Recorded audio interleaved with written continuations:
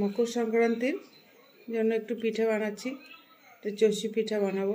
এটার মধ্যে ময়দা, চালের গুঁড়ো, সুজি আর হালকা একটু নুন দিয়ে আর গরম জল দিয়ে ডো বানিয়ে নিয়েছি।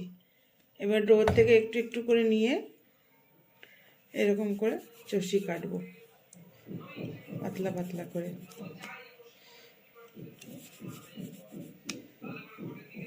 এমনি এমনি করে ছোট ছোট অল্প অল্প করে নিয়ে একটু করে চষি কেটে নেব। এই চষির পিঠে গুড় দিয়ে দুধ দিয়ে তারপরে জাল দিয়ে নেব। সবগুলো চষি কাটা হয়ে গেলে তারপর ফিরে আসছি আপনাদের সঙ্গে। দেখো, এবার চষিগুলো দুধের মধ্যে দিয়ে দিচ্ছি।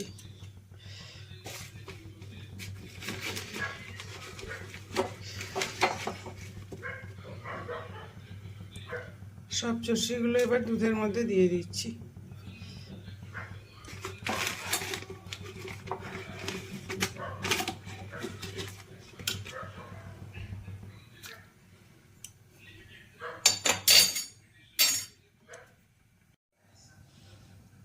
স্বাদের জন্য 1 চিমটি নুন দিয়ে দিচ্ছি।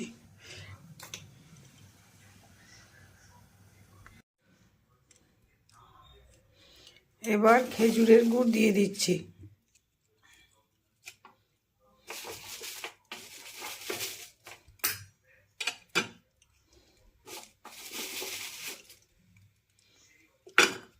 গুড়টা দেওয়ার সময় গ্যাসটা বন্ধ করে দিয়েছি, নাহলে ফুটন্ত দুধে গুড় দিলে অনেক সময় না দুধ ফেটে যায়, সেই কারণেই দিয়ে এবার এই গরমে গুড়টাকে গলিয়ে নেব। দেখো, আমার চুষির পায়েস রেডি হয়ে গেছে। খেজুর গুড়ের চুষির পায়েস।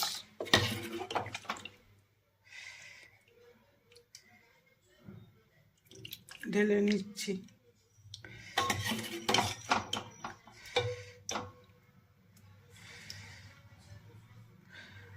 গরম গরম খেজুর গুড়ের চুষির পায়েস।